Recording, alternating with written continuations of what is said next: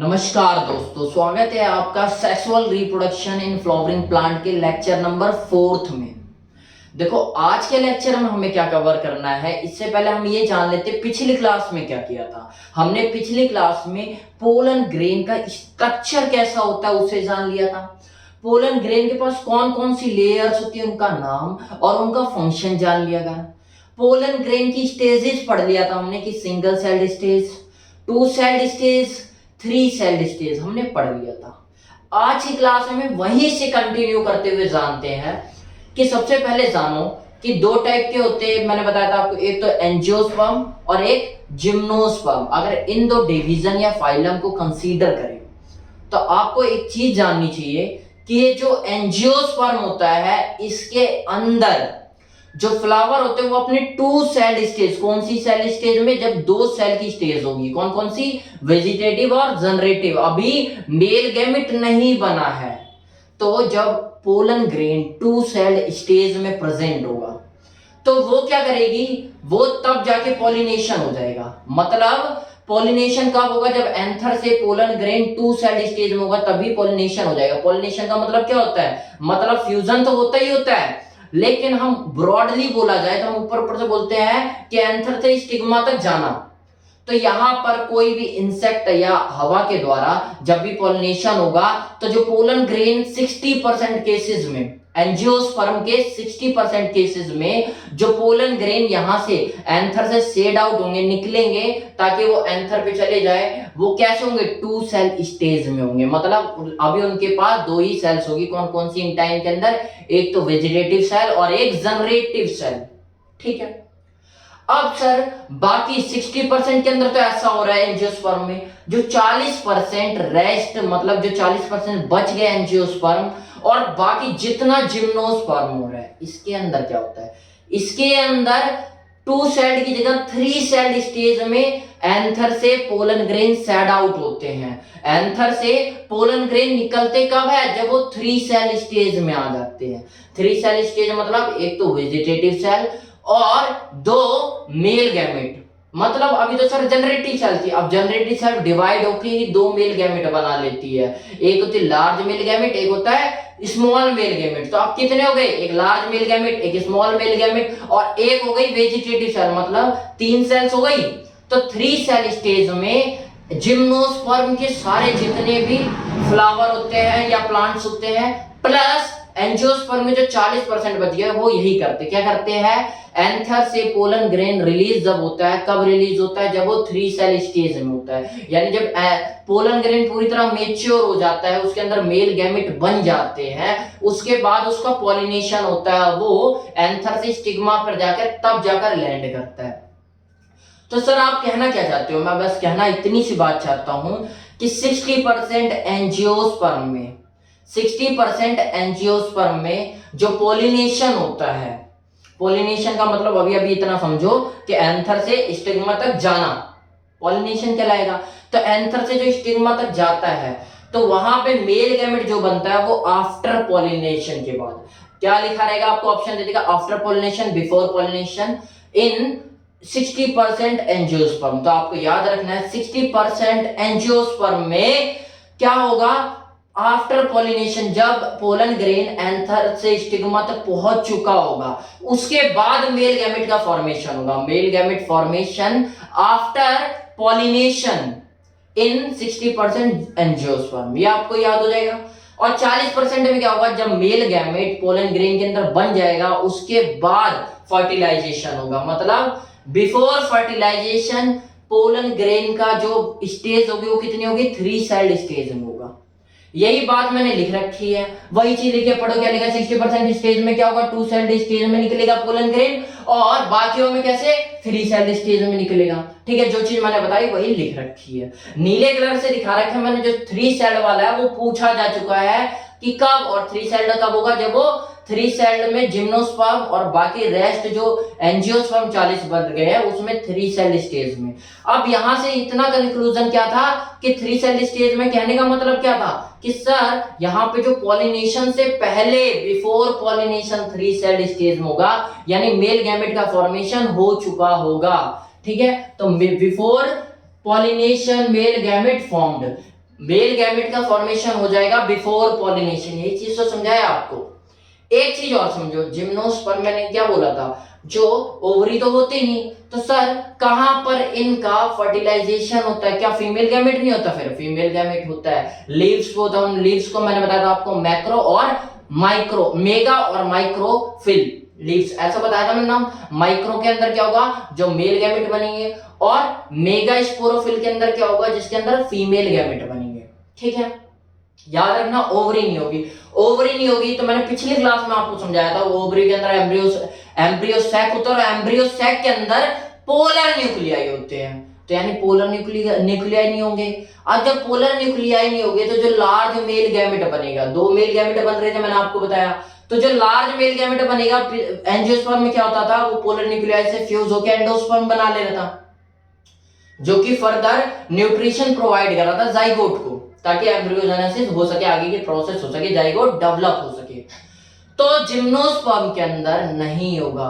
जब उसके अंदर क्या होता, जो मेल गैमेट था पोलर न्यूक्लियस से फ्यूज हो रहा था, और जो स्मॉल मेल गैमेट था, जो लार्ज वाला तो पोलर से हो रहा था, और जो स्मॉल मेल गैमेट था वो फीमेल गैमेट से फ्यूज हो रहा था, तो यानी डबल फर्टिलाइजेशन हो रहा था। लेकिन जिम्नोस्पर्म में नहीं होगा डबल फर्टिलाइजेशन। ठीक है, याद क्या रखना है आपको कि ये जो दूसरा गैमेट, जो लार्ज मेल गैमेट है यहाँ पे, इसका क्या काम है, सर एंडोस्पर्म नहीं बन रहा है, ये धीरे धीरे डीजनरेट हो जाएगा, खत्म हो जाएगा। तो आपके दिमाग में एक सवाल आएगा, सर जब डीजनरेट हो जाएगा तो एंडोस्पर्म बनेगा नहीं, तो क्या न्यूट्रिशन नहीं मिलेगा, तो जाइगोट डेवलप कहां से करेगा? न्यूट्रिशन मिलेगा। यहाँ पे special type of nutrition providing tissue present होते हैं। तो वही चीज मैंने लिखी हुई है, न्यूट्रिशन प्रोवाइडिंग टिश्यू प्रेजेंट होते हैं जिम्नोस्पर्म के अंदर। ये कहानी की तरह लिख रखा है, मतलब वही है जो मैं आपको बता रहा हूं।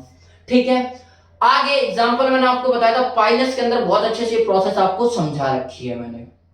अब एक सवाल आता है, जब सर शेड आउट करेगा, जब निकलेंगे एंथर, तो क्या इससे एलर्जी हो सकती है? बहुत अच्छा सवाल है। हाँ, हो सकती है। तो पहले आप नॉर्मल समझो कि एलर्जी होती क्या है। एलर्जी होती है कि एलर्जी, पहले हम नॉर्मल किसके अंदर, हमारे अंदर हम कंसीडर करके चलते कि भाई एनिमल्स के जो एलर्जी होती है, मतलब इंसानों के अंदर हो रही है, हर एनिमल्स के अंदर। अब सही बात है, एलर्जी एनिमल्स के अंदर होती है, तो नॉर्मल डेफिनेशन जानो। एलर्जी का मतलब होता है जब हमारे शरीर की इम्यूनिटी, इम्यून सिस्टम, जो हमारी इम्यूनिटी है, वो ओवर रिएक्ट या ओवर एक्टिवेट होकर बहुत सारी एंटीबॉडीज बनाने लग जाती है जब कोई फॉरेन एजेंट हमारी बॉडी में एंटर करता है। तो हम क्या बोलते हैं कि एलर्जी हो गई या एलर्जिक रिएक्शन हो गई इसकी बॉडी में।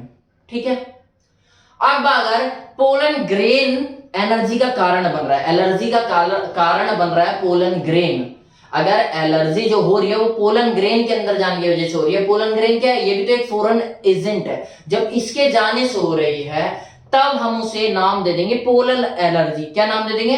Pollen allergy. ठीक है, बस आगे एलर्जी किसके द्वारा रही, पोलन ग्रेन के द्वारा, इसलिए पोलन एलर्जी बोल दिया। ठीक है, allergy caused by pollen grain.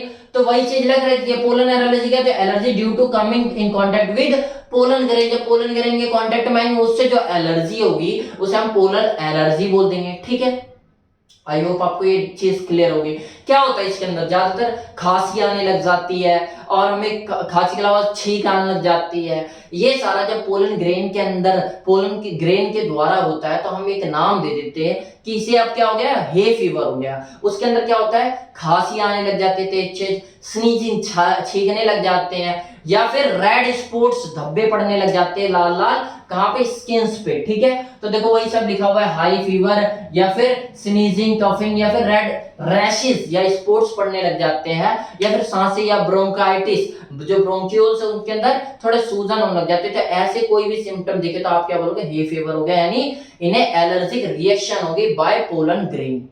I hope आपको ये बात समझ में आई होगी। अच्छा, जब पोलन ग्रेन निकलेंगे तो आपको एक कंफ्यूजन रहनी चाहिए कि सर ये कितने दिनों तक जर्मिनेट कर सकते हैं। मतलब मैंने आपको क्या बताया कि पोलन ग्रेन पॉलिनेशन कैसे होता है, कोई इंसेक्ट आके या फिर हवा से पोलन ग्रेन निकल गया। अब जरूरी नहीं है उस आके सीधा स्टिग्मा पे लैंड करेगा, मान लो कि वो जाके किसी फ्लावर के पत्ती पे लैंड कर गया, और बाद में जाके स्टार्टिंग में पत्ती पे लैंड कर गया, वो 4 दिन रहा, उसके बाद वो जाके स्टिग्मा पे लैंड किया, थोड़ी और हवा चली, स्टिग्मा पे जाके गिर गया।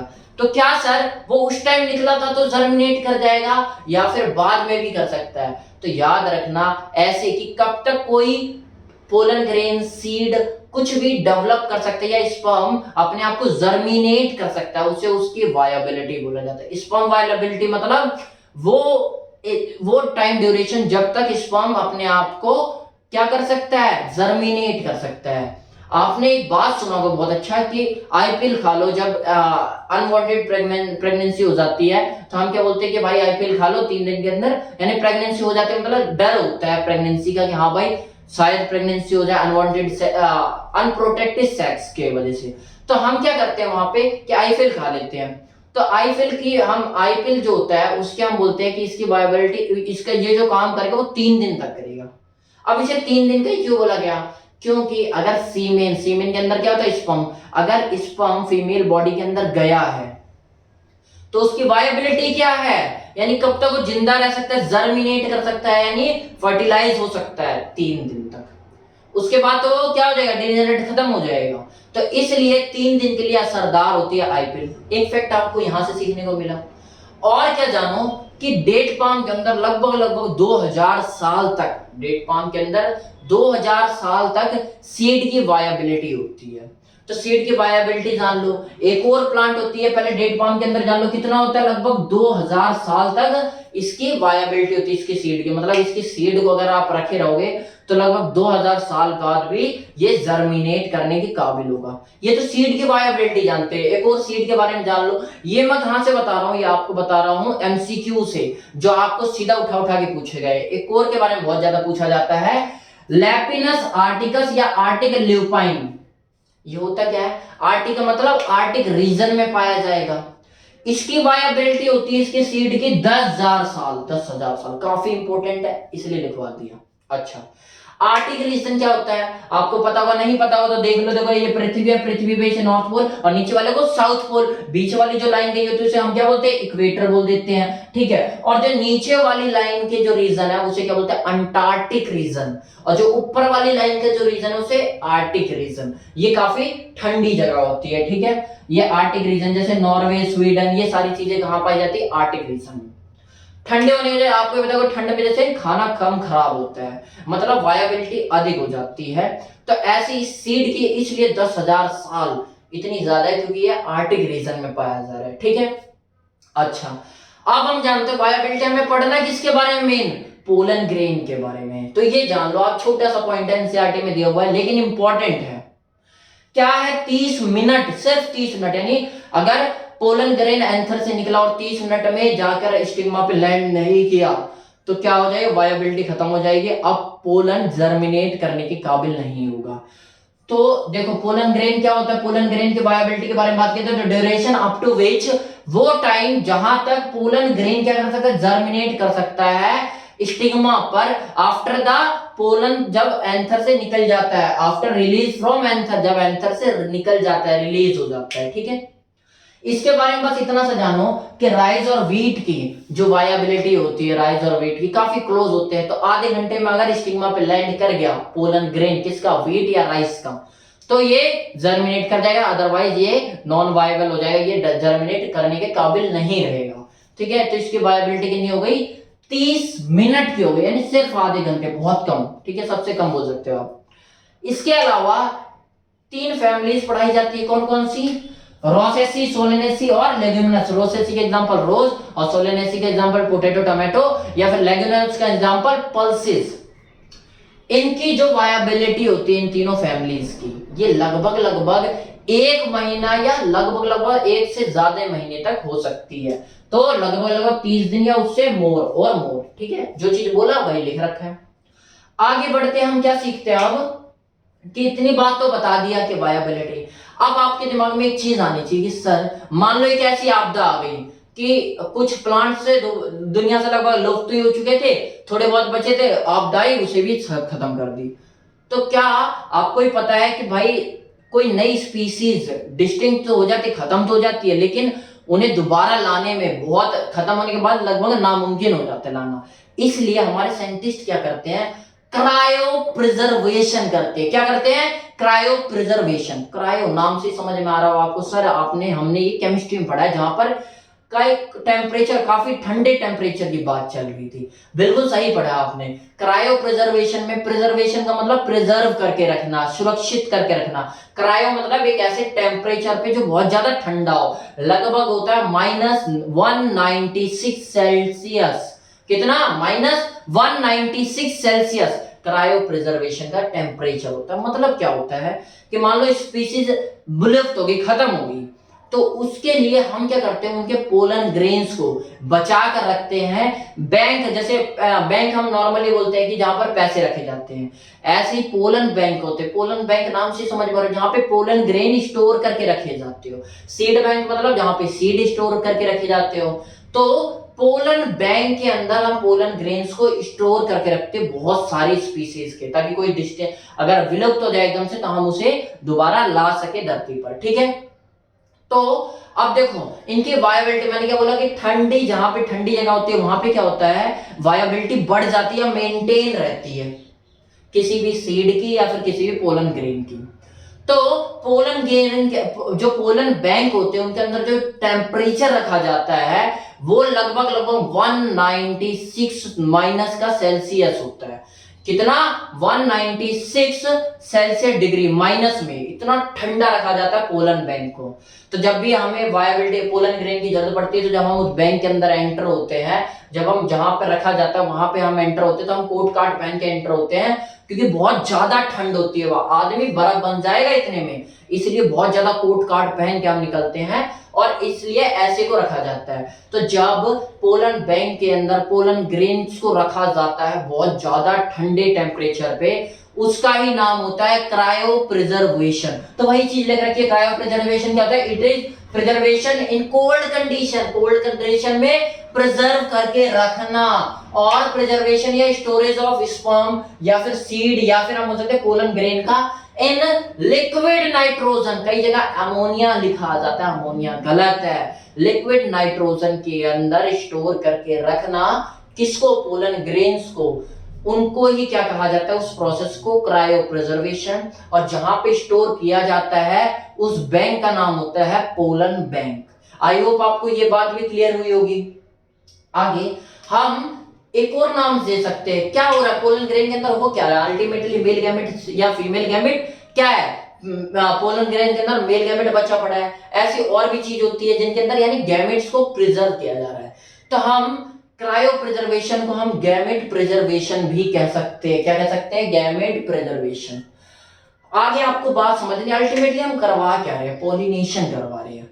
पॉलिनेशन किसके द्वारा होता है? हवा, विंड, बहुत सारे होते हैं, मैंने आपको पढ़ा चुका हूं। तो मान लो कोई इंसेक्ट आया, अब उनके पास क्या, मैंने क्या बोला था कि उनके पास कुदरत ने डेवलप कर दी पोलन बास्केट की तरह, जिससे ज्यादा से ज्यादा क्या चिपके? पोलन ग्रेन चिपक जाए, ताकि वो कहीं और जाके जब लैंड करे स्टिग्मा पे तो वहां जाके पोलन ग्रेन छूट जाए। कई इंसेक्ट होते हैं जाने अनजाने में ही सही, आते हल्के से बैठा, उनके पास बास्केट भी नहीं डेवलप है और ना ही अच्छे से उन्होंने बैठा, क्या किया? पोलन ग्रेन को एज अ नेक्टर या फिर जो भी नेक्टर वहां प्रेजेंट है या फिर पोलन ग्रेन प्रेजेंट है उसे खा लिया, लेकिन उसे बॉडी पे लगने नहीं दिया और चले गए। तो क्या फ्लावर का फायदा हुआ? नहीं हुआ। तो ऐसे फ्लावर्स के लिए ऐसे इंसेक्ट क्या है? चोर है। तो हमें उन्हें इंग्लिश में कहते हैं, क्या कहते हैं? पोलन या नेक्टर रोवर्स। क्या कहते हैं? Nectar rovers. ऐसे फ्लोरल विजिटर्स, जो फ्लोरल विजिटर मतलब जो वो विजिटर जो फ्लावर में विजिट करते हैं। कौन से फ्लावर पे कौन आएंगे? इंसेक्ट ही तो आके बैठेंगे।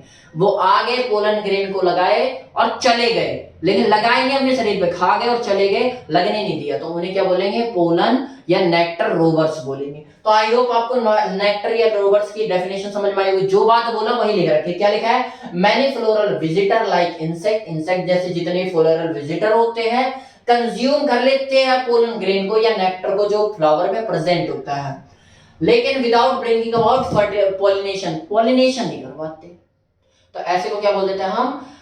रोवर्स बोल देते हैं। कौन से रोवर? पोलन या नेक्टर रोवर्स। आई होप आपको ये लाइन का मतलब भी समझ में आएगा। ये छोटे छोटे एमसीक्यू के कंसेप्ट है जो एमसीक्यू डायरेक्ट पूछे गए हैं। उसके बाद एक चीज और जानो, एक एमसीक्यू आया था बड़ा बढ़िया कि डुअल ओरिजिन ऑफ, किस लेयर का डुअल ओरिजिन होता है पोलन ग्रेन के अंदर?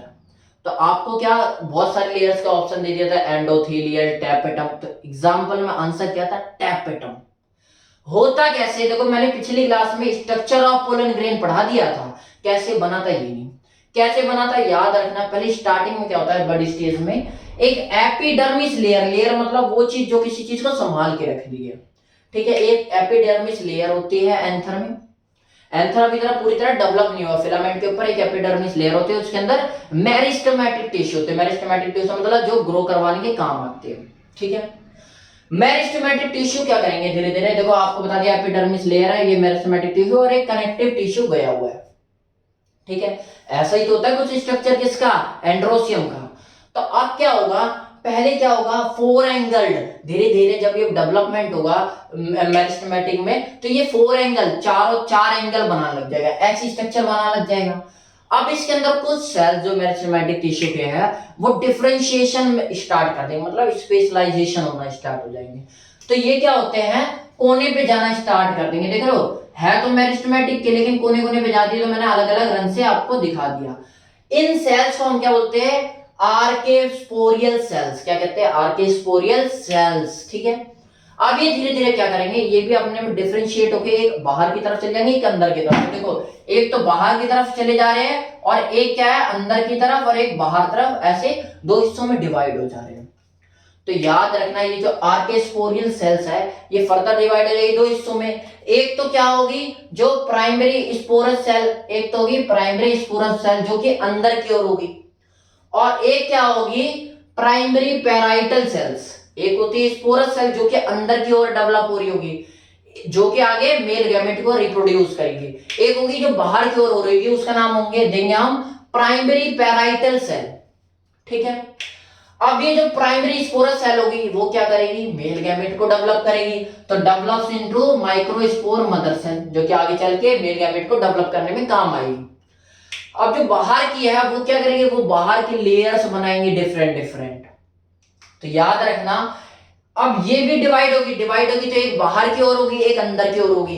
तो पहले जो बाहर की ओर होगी, वो क्या बनाएगी, एंडोथेलियल और मिडल लेयर, एंडोथेलियल और मिडल लेयर बना देगी, ठीक है।